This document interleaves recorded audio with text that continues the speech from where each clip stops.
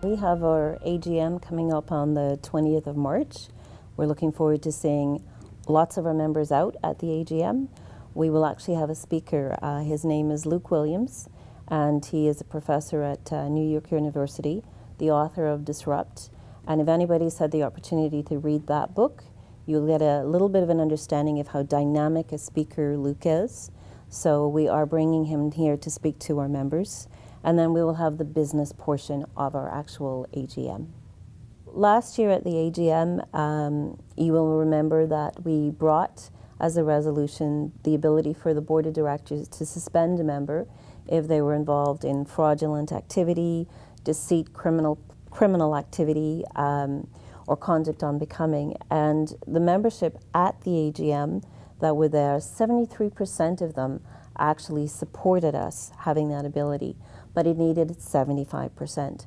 The reason behind it is you have to remember the consumer and our fellow members who are asking us to do this. This is something that the public would anticipate or expect that we would have the ability to do it, and we don't have the ability to do this. So, for example, we had a former member last year that was convicted of stealing $160,000 from the Strata Corporation. We couldn't suspend him. There's nothing that we could do about it. That's the kind of situation where we want to be able to do that so that the consumer can see that we're actually doing something rather than, oh, well, we can't suspend the member even though they've got a criminal conviction. There's nothing we can do. And our members are coming to us and saying, that's not good enough. It's really important that you understand this is not something that occurs a lot. It's infrequent, but when it does occur, it is not helpful to any of us. It's not helpful to our professionalism when there's nothing the board of directors at your real estate board can do. The member would then go through the proper proceedings with a professional conduct committee, so they do have an avenue to continue and to go through that process. But it would allow us to suspend the member right there and then, which is what you're asking us to do, and we're asking you to give us that support at the AGM in March. We had a divisional task force, actually, was in 2011, and some great ideas came from the divisional task force at that time. One of the things that we've actually already seen that has come to pass, we brought a resolution at the AGM about changing the name of a president of a division to a chair of a division, which did pass. So another resolution that's come from that task force, it's got two small components to it. One is actually to change the name of the divisions to areas. The feedback was that division sounds quite divisive, and they are areas. It's not going to impact what these divisions or areas are currently doing, which is involving providing services to our members. That's not changing. All we're doing is changing the name. And then to remove the name division from the commercial division and just call it commercial. That's what we're asking for your support for. A Transformative education program has now been in place since November of last year. And with that come a bunch of new courses, and there will be future courses.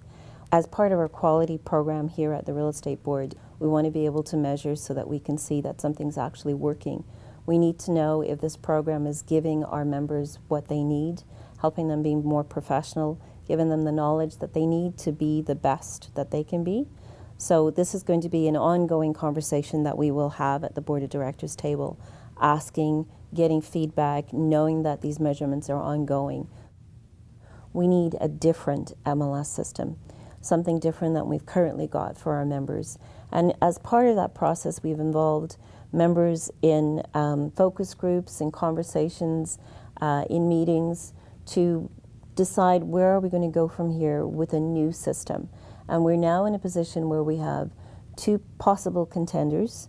Your directors are very aware of the risk involved in changing a system and what needs to be in place, in making sure that there is a change management in place so that they have the benefit of a program that works really well and helps them do their job, but also the transition for them from our old system to the new system is going to be as painless as we can possibly make it for them. When you look around at the board table, do we have diversity? There may be diversity of thought, but it's not to the level that we need it to be. Most of the people in the room are over 55, if not over, in some cases over 60. The majority of people in the room are male. There's just a few females. We don't have ethnic diversity to a great level. We don't have anyone coming to the table speaking about, you know, this is how this would impact folks who are from my background. Part of how our board is right now is the way the election process works and gets your directors to the board of directors table. So it's not that the board of directors are doing anything that they shouldn't be doing regarding diversity, but because we don't appoint our directors, this is how you get to the table. So the conversation about diversity can be had by the board of directors, but there isn't an awful lot we can do to make those changes. But we need to be aware about our lack of diversity and what we need to do going into the future.